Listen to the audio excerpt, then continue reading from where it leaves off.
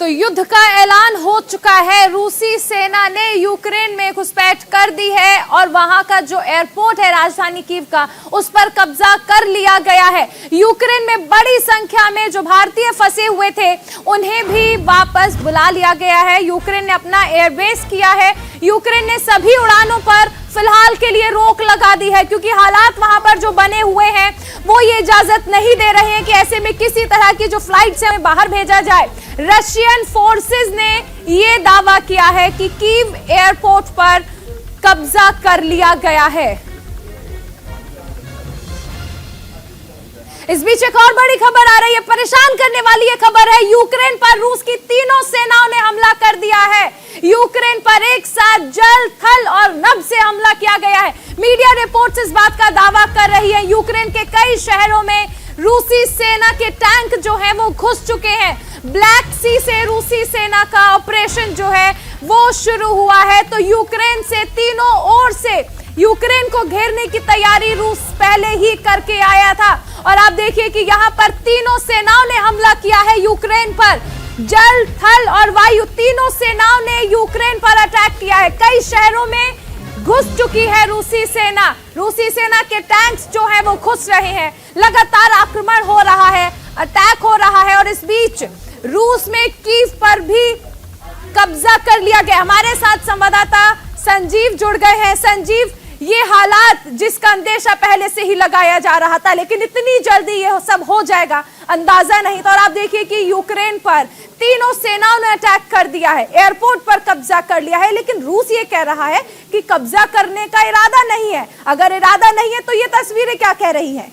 देखिए, बिल्कुल जिस तरह से, क्योंकि अमेरिका ने जो रूस ने जो हमला किया है उसे कहीं ना कहीं अंदेशा ये लगाया जा रहा था कि शांति से बात निपट जाएगी। लेकिन रूस जो है अपनी जो कार्रवाई है उसको जिस तरह से अंजाम दिया है, कहीं ना कहीं अब ये एक बड़ा मामला बन गया है और कई देश जो है अब इस पूरे मामले की चपेट में आ सकते हैं। हालांकि देखिए, भारतीय नागरिक वहां पर फंसे हुए हैं, उनके लिए भी बड़ा चिंता का विषय है। और इससे जो है वैश्विक जो महंगाई है वो भी कहीं ना कहीं बढ़ने के अंदेशा जो है साफ नजर आता है। हालांकि अमेरिका ने, जो बाइडेन ने रात में ही 5 घंटे पहले करीब जो है रूस पर जो है कई प्रतिबंध भी लगाए हैं कि वो किसी भी तरह से इस युद्ध को टाले। उसको जो है रूस को धमकाने के लिए बाकायदा अमेरिका ने। आप बने रहिए। विंग कमांडर प्रफुल्ल बख्शी जी हमारे साथ जुड़े हैं।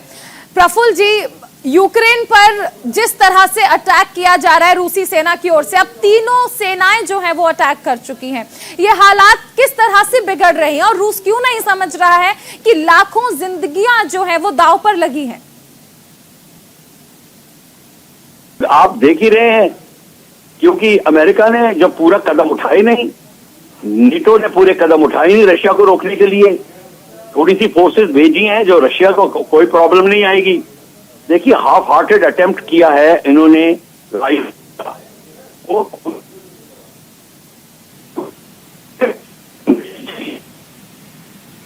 स्थिति में है। उसकी पूरी की सैटेलाइट कम्युनिकेशन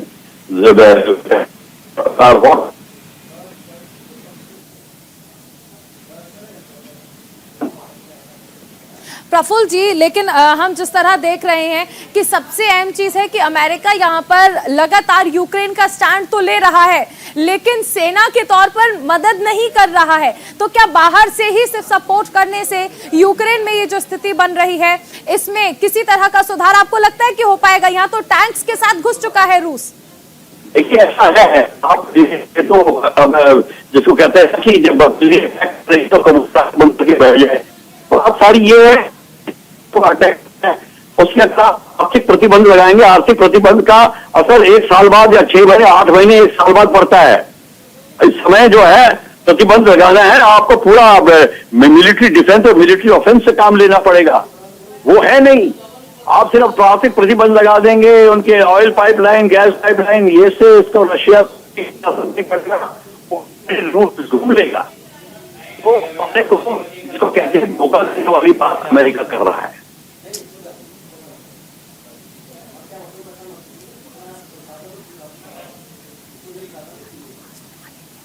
जी, आपसे ये भी जानना चाहेंगे हम कि जिस तरह अभी आपने भी जिक्र किया कि देखिए आर्थिक प्रतिबंध अगर लगा रहे हैं तो उससे तो एक वक्त बाद कोई भी देश उभर ही आता है, लेकिन यूक्रेन जैसा छोटा देश, क्या आपको लगता है कि पहले क्रीमिया पर इन्होंने कब्जा किया, उसके बाद अब यूक्रेन में अलग अलग हिस्सों में पहले 2 देश बना दिए जाते हैं, उसके बाद फिर से हमला करने की ये जो कोशिश है ये किस ओर लेके जाएगी? और सबसे अहम चीज है कि यूएन भी यहाँ पर समझा रहा है रूस को, उसका असर नहीं हो रहा है रूस पे। ये हट जो है रूस का, ये किस ओर लेकर जाएगा और पूरी दुनिया पर इसका असर होगा? देखिए किस लेकर जाएगा तो आप देख रही हैं, ये तो है कि आर्थिक स्थिति यानी कि दुनिया पे असर पड़े। विषय बच गया है कि और है सोचना चाहिए इस समय भारत की स्थिति क्या होगी। इस समय भारत की स्थिति बहुत गंभीर, डिप्लोमेटिकली गंभीर है और इस प्रॉब्लम हमको भी आएगी, पर इस समय ना हम अमेरिका की खिलाफत कर सकते हैं, स्थिति ये है। और ज्यादा गंभीर बात यह है कि अगर आपने रशिया की खिलाफत करी तो चाइना रशिया को मदद देने में तैयार है और उस समय चाइना का पलड़ा भारी हो जाएगा। हमको लद्दाख की तरफ देखना है, चाइना वहां पे अपना हमला जारी रखेगा और उस समय रशिया की मदद नहीं मिलेगी हमें। जब अगर हमने रशिया की खिलाफत करी तो हमारे को मध्यस्थता पे करना पड़ेगा, नेगोशिएशंस की बात करनी पड़ेगी, peaceful negotiation, humanitarian aid programs, international red cross and international red crescent societies का योगदान की अपील करनी पड़ेगी। ये सारी की सारी चीजें भारत को कदम उठाने पड़ेंगे। हाँ, फिजिकल लीडरशिप भी जाके मध्यस्थता में भाग ले सकती है, जहां तक कि भारत जैसे कर सकते हैं। बहुत शुक्रिया प्रफुल्ल बख्शी जी हमारे साथ जुड़ने के लिए। तो लगातार इस बड़ी खबर पर हमने अपनी नजर बनाई हुई है। अभी रुकेंगे एक छोटे से ब्रेक के लिए, आप बने रहिए न्यूज इंडिया के साथ। इस बीच एक और बड़ी खबर आ रही है, थोड़ी ही देर में बाइडेन का राष्ट्र के नाम संबोधन होने वाला है। रूस के हमले पर बोलने वाले हैं बाइडेन। तो लगातार आप देखिए कि जो बाइडेन लगातार ये कह रहे थे कि ये हमला जो है इसे रोक दिया जाए, लेकिन अब चेतावनी से बहुत आगे जा चुकी है बात। यहां रूस किसी की सुनने को तैयार नहीं है। एक तरफ आप देखिए कि नाटो देश जो ये कह रहे थे कि अगर किसी तरह से हमला होता है तो वो यूक्रेन के साथ रहेंगे, लेकिन फिलहाल ये जो समर्थन है ये बाहरी तौर पर नजर आ रहा है, सेनाएं नहीं भेजी जा रही हैं। बाइडेन ने यहां पर ट्वीट किया है और कहा है कि अगर कुछ भी होता है तो इसके लिए सिर्फ और सिर्फ रूस ही जिम्मेदार होगा। लेकिन रूस ये साफ कह चुका है कि अगर नाटो देश या फिर अमेरिका सामने आएंगे तो अंजाम भुगतना होगा। यहां 2 महाशक्तियां जो है आपस में टकराने की बात कर रहे हैं, लेकिन यूक्रेन जो है उसमें सबसे ज्यादा नुकसान देखने को मिल रहा है। संजीव हमारे साथ लगातार बने हुए हैं न्यूज रूम से। संजीव, आप देखिए कि 2 महाशक्तियां आपस में जब टकराने की बात करती हैं तो गंभीर परिणाम होते हैं। यहां बाहरी तौर पर तो अमेरिका ये कह रहा है कि हम साथ हैं, लेकिन सेना नहीं भेज रहा है। ऐसे में यूक्रेन के लिए हालात जो हैं वो फिलहाल बहुत दयनीय है।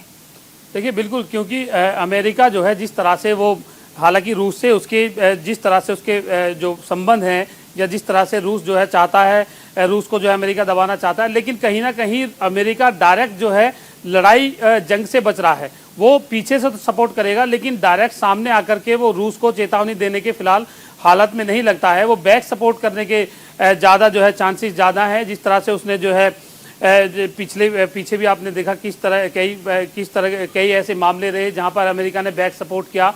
अब लेकिन रूस अपने आप में एक बड़ी ताकत है। रूस को चेतावनी देना अमेरिका ने, हालांकि कई प्रतिबंध जरूर लगाए हैं, कई प्रतिबंध की जो है बात तो जरूर जो बाइडेन ने की है, लेकिन सामने आकर युद्ध करना या फिर यूक्रेन को सैन्य मदद भेजना, वो उससे अभी फिलहाल बच रहा है। लेकिन ऐसे में जब रूस के पास जो है तमाम लड़ने का बहुत ज़्यादा अनुभव भी है, सेना भी काफ़ी बड़ी है, परमाणु हथियार भी सबसे ज़्यादा हैं, इसी के साथ साथ उसके जो फाइटर जेट और तमाम चीज़ों की अगर बात करें तो सैन्य शक्ति सबसे ज़्यादा रूस के पास दिखाई देती है। यूक्रेन अभी जो है छोटा देश है और उसके पास इतनी बड़ी तादाद में ना सेना है ना हथियार हैं, लेकिन उसके बावजूद जिस तरह से अभी जो है जो रूस ने जो हमला बोला है कहीं ना कहीं अब उससे कई देश इसकी चपेट में आएंगे और जाहिर सी बात है कि चाइना है वो रूस को सपोर्ट करेगा। लेकिन अब बड़ा रुख ये है कि इंडिया का रुख क्या होगा, भारत किस तरह का रास्ता इसमें अपनाता है, क्योंकि भारत के वहां पर लोग फंसे हुए हैं, छात्र फंसे हुए हैं, तो बीच का रास्ता किस तरह से अपनाएगा, भारत की क्या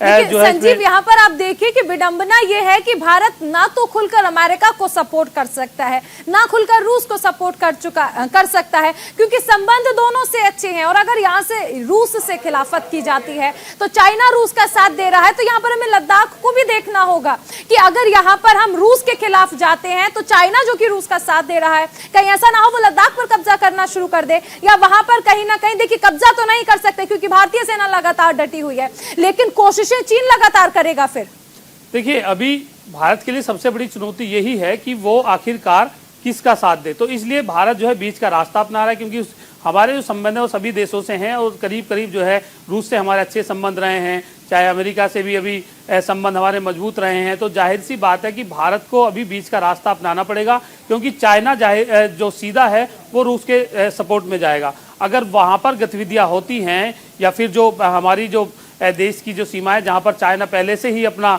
जो है जो निगाह गड़ाए बैठा है, तो जाहिर सी बात है कि इंडिया को ये सब चीज़ें ध्यान में रख करके जो अपना बयान देना पड़ेगा। और सपोर्ट की बात अगर करें तो फिलहाल जो है अमेरिका से भी संबंध अच्छे हैं हमारे और रूस से भी। रूस ने पहले भी हमारे जो है कई बार जो है इंडिया की मदद की है, तो इसको लेकर के अभी फिलहाल वेट एंड वॉच की जो स्थिति है इंडिया के सामने। लेकिन ये जंग जो है, इस जंग से अंतर्राष्ट्रीय बाजारों में भी जो है काफ़ी तेजी आएगी, उछाल आएगा, महंगाई बढ़ेगी।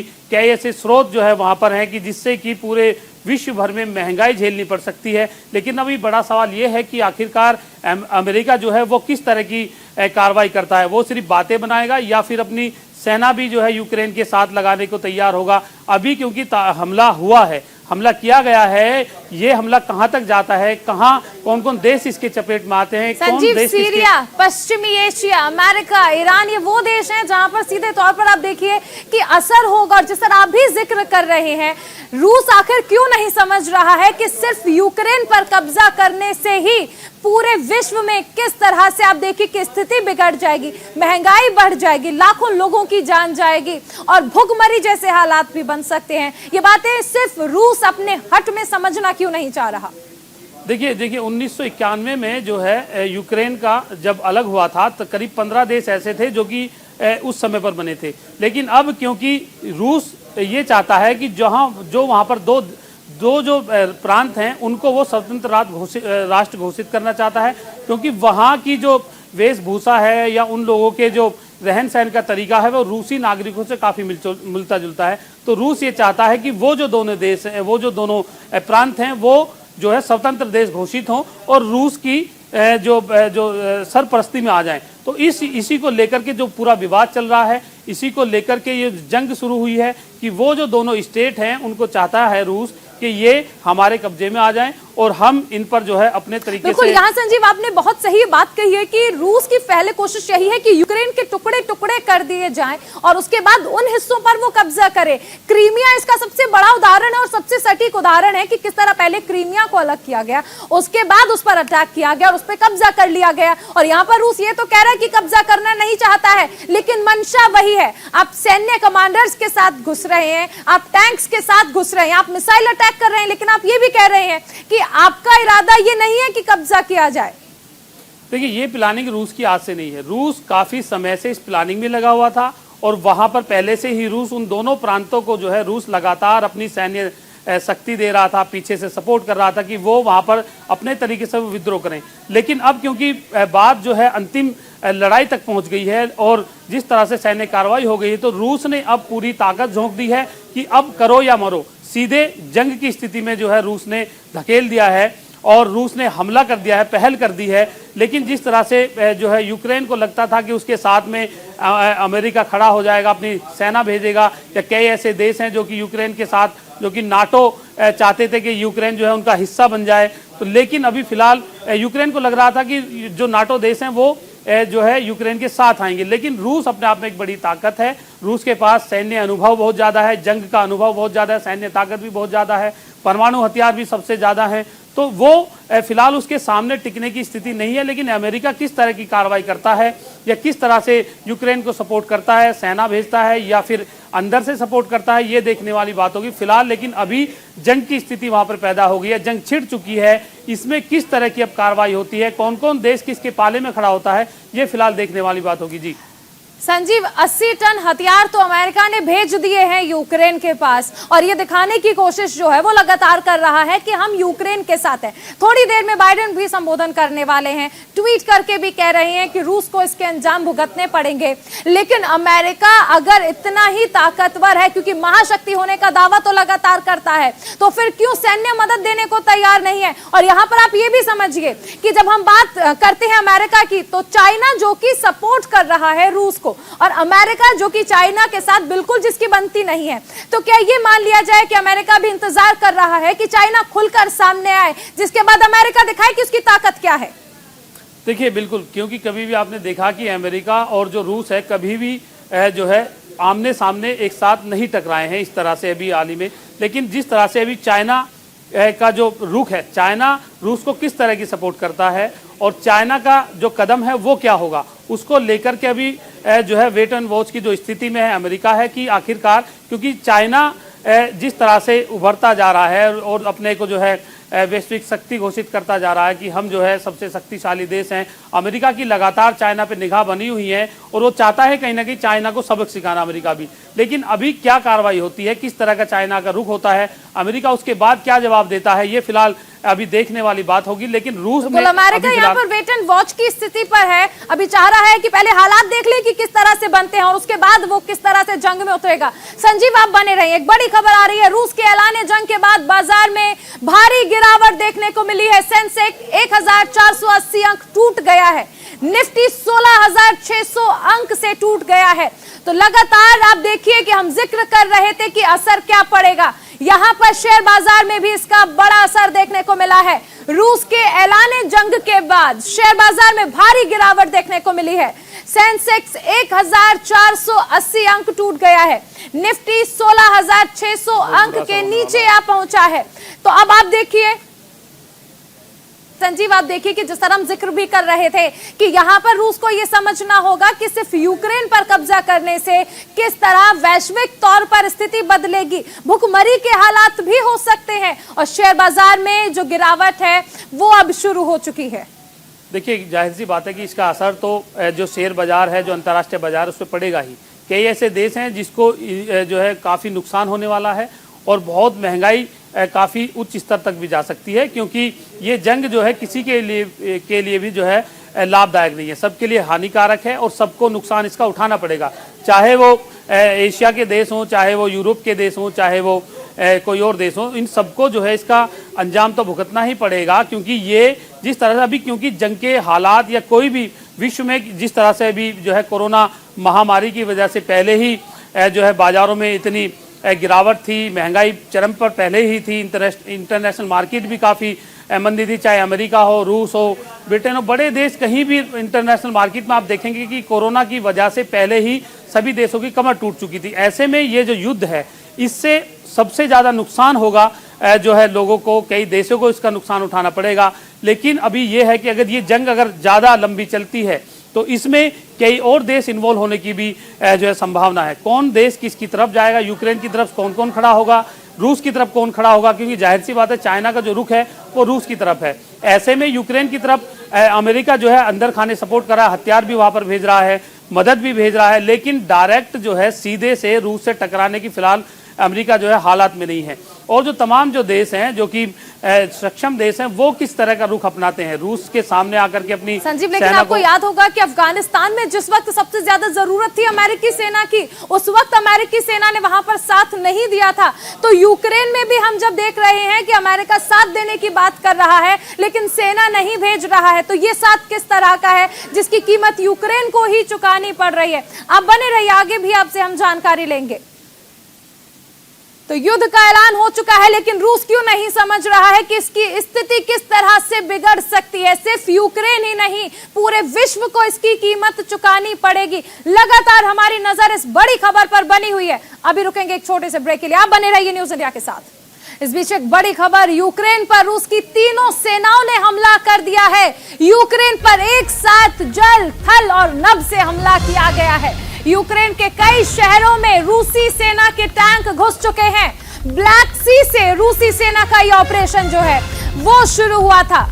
तो यूक्रेन पर आप देखिए कि रूस ने तीनों तरफ से हमला कर दिया है, जल, थल और वायु, हर तरफ से हमला कर दिया है। तीनों सेनाओं ने यूक्रेन पर हमला कर दिया है। आप देखिए कि टैंक लेकर घुस चुकी है रूसी सेना कई शहरों में। और सबसे अहम चीज है कि यहां पर ये जो स्थिति बन रही है वो हर किसी को परेशान कर रही है।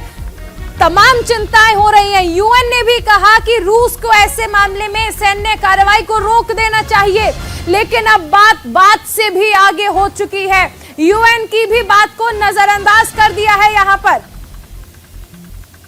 तो यहां देखिए कि राष्ट्रपति पुतिन का कहना है कि दखल दिया तो गंभीर परिणाम होंगे, ये रूस का स्टैंड है। यहां बाइडेन कह रहे हैं कि युद्ध में मौत के लिए सिर्फ और सिर्फ रूस जिम्मेदार होगा, लेकिन यहां पर बाइडेन की बात हो तो बाइडेन ही क्या, आप देखिए कि किसी को भी समझने की कोशिश यहां पर पुतिन नहीं कर रहे हैं। पुतिन का कहना है कि हम सभी नतीजों के लिए तैयार हैं। बाइडेन का कहना है कि युद्ध से लाखों जिंदगियां खतरे में हैं। अमेरिका समेत तमाम देश लगातार समझा रहे हैं कि अगर युद्ध होता है तो स्थिति बहुत ज्यादा खराब हो जाएगी। लाखों लोगों की जान जा सकती है युद्ध में, और जान जाएगी, लेकिन रूस साफ कर चुका है कि सभी नतीजे भुगतने के लिए हम तैयार हैं। संजीव, यहां साफ कह दिया है पुतिन ने कि हम तो हर नतीजा भुगतने को तैयार हैं। अमेरिका भी ये कह रहा है कि देखिए लाखों जिंदगियां चली जाएंगी, आप मान जाइए। लेकिन सबसे अहम चीज देखिए कि भारत के लिए विडंबना ये है कि पुराना अगर इतिहास देखें, 2014 में जब रूस ने क्रीमिया पर कब्जा किया था तो भारत बहुत ज्यादा खुलकर नहीं बोला था, लेकिन दबी जुबान में तो साथ रूस का ही दिया था। ऐसे में अब जो स्टैंड होगा वो और ज्यादा सोच समझकर उठाना होगा, क्योंकि रसिया से संबंध काफ़ी, रूस से काफ़ी संबंध जो है अच्छे रहे हैं भारत के, और रूस ने कई बार जो है भारत का जंगों में साथ भी दिया है। तो इसीलिए भारत को जो है अभी बीच का रास्ता अपनाकर चलना होगा, और अभी जो है स्थिति को समझ करके कोई भी बयान जो है देने की जो है स्थिति अपनी रखनी चाहिए। क्योंकि अमेरिका से भी हमारे संबंध आज अच्छे हैं और रूस से हमारे पहले से ही संबंध अच्छे थे। तो जाहिर सी बात है कि अभी जो भारत है उसको बहुत सोच समझ के अपनी रणनीति जो है तय करनी पड़ेगी। और इसी के साथ साथ जिस तरह से अभी जो रूस ने जिस तरह से अमेरिका को भी चेतावनी दी है कि वो बीच में ना बढ़े, क्योंकि लगातार जो है यूएन की अगर बात करें तमाम जो देश हैं वो बैठक करके ये चाहते थे कि भाई ये जंग ना हो, जंग टल जाए, किसी भी तरह से युद्ध की स्थिति में ना आए, दोनों में बैठ करके समझौता हो। लेकिन रूस ने जो जिस तरह से अचानक ही हमला कर दिया है, हालांकि जो पुतिन थे वो कहते रहे कि हम हमले की स्थिति में नहीं है, हमला नहीं करना चाहते, हम किसी भी देश पे कब्जा नहीं करना चाहते हैं, लेकिन इस तरह से जो हमला वहां पर हुआ है और तीनों ही सेना और जो है चारों तरफ से जो जिस तरह से हमला बोला गया, तो कहीं ना कहीं रूस ये दिखाना चाहता है कि वो अब जो है चाहे अमेरिका हो चाहे कोई भी हो, वो किससे डरने वाला नहीं है, और जो उसको कार्रवाई करनी है वो उसको करके रहेगा। तो इसीलिए उसने पूरा हमला किया है। और फिलहाल जो दोनों जो प्रांत हैं वहां के, जिनको वो स्वतंत्र राष्ट्र घोषित करना चाहता है, क्योंकि अगर वो रूस की तरफ मिल जाते हैं, रूस अगर उनको स्वतंत्र राष्ट्र घोषित करता है तो वो रूस की तरफ जाएंगे, क्योंकि वहां की जो वेशभूषा है, वहां के जो रहने वाले लोग हैं, उनके जो यहाँ पर देखिए हम जब बात कर रहे हैं तो अगर हम देखें हमारी पौराणिक कथाएं क्या कहती हैं, क्या हमने सुना है, क्या हमने सीखा है। यहाँ अगर महाभारत का जिक्र करें तो कर्ण ने, आपको याद होगा कि जब कहा गया कि आप दोस्ती चुनेंगे या धर्म चुनेंगे, तो उसने कहा था कि मेरे दोस्त ने मेरी बुरे वक्त में मदद की है, तो अपने दोस्त की दोस्ती चुनना यहाँ धर्म है। तो यहाँ पर भारत क्या ये चीज याद रखेगा कि रूस ने तो बुरे वक्त में हमारा साथ दिया है, तो यहाँ पे दोस्ती का धर्म निभाएगा, इंसानियत का धर्म निभाएगा। ये दुविधा की स्थिति है भारत के लिए। बिल्कुल जाहिर सी बात है कि ये जो स्थिति है फिलहाल भारत के लिए दो धारी तलवार पर चलने जैसी है अभी फिलहाल, क्योंकि अमेरिका से भी हम संबंध जो है बिगाड़ना नहीं चाहेंगे, और रूस से हमारे संबंध पुराने हैं और वहाँ भी संबंध बिगाड़ना नहीं चाहेंगे, क्योंकि चाइना रूस की तरफ जाएगा, ये जाहिर है। क्योंकि चाइना जिस तरह से, क्योंकि भारत और चाइना के जो संबंध हैं वो जो सीमा विवाद को लेकर जो तनातनी चल रही है, तो ऐसे में जो चाइना है वो भी फायदा उठाना चाहेगा कि वो रूस की तरफ जाए, और फिर भारत का स्टैंड देखे कि भारत किस तरफ जाता है। हालांकि जो अगर बात करें, क्योंकि अमेरिका जिस तरह से पीछे से सपोर्ट कर रहा है यूक्रेन को, और तमाम जो ऐसे देश हैं जो कि अमेरिका के प्रभाव में है वो भी यूक्रेन को सपोर्ट तो कर रहे हैं, लेकिन सामने आने की स्थिति में किसी की भी नहीं है। फिलहाल कोई भी आकर के यूक्रेन के साथ आकर के जंग लड़ने की स्थिति में नहीं है। हथियार सप्लाई करेंगे और आर्थिक सहयोग भी करेंगे, लेकिन रूस के सामने खड़े होने की स्थिति में फिलहाल कोई भी डायरेक्ट मुकाबले में अमेरिका कभी भी नहीं संजीव, मुझे आएगा। लगता है कि यहाँ पर रूस को ये समझने की जरूरत है कि चाइना तो किसी का सगा रहा ही नहीं है। उसकी अपनी कोई मंशा होगी, कोई तो लालच होगा कि वो रूस का साथ दे रहा है, और कहीं ना कहीं ये इसीलिए है कि अगर एक बार रूस का साथ दे दिया तो शायद उसके करीब आकर वो उसके बारे में जान सके। और उसके बाद क्योंकि चाइना की हमेशा से ये मंशा रही है कि वर्ल्ड पावर के तौर पर दुनिया सिर्फ और सिर्फ चाइना को याद रखे। आगे भी आपसे जुड़ेंगे संजीव और बहुत सारी जानकारियां लेंगे, बहुत सारी बातों पर हम चर्चा भी करेंगे, लेकिन अभी रुक रहे हैं एक छोटे से ब्रेक के लिए। आप बने रहिए न्यूज इंडिया के साथ।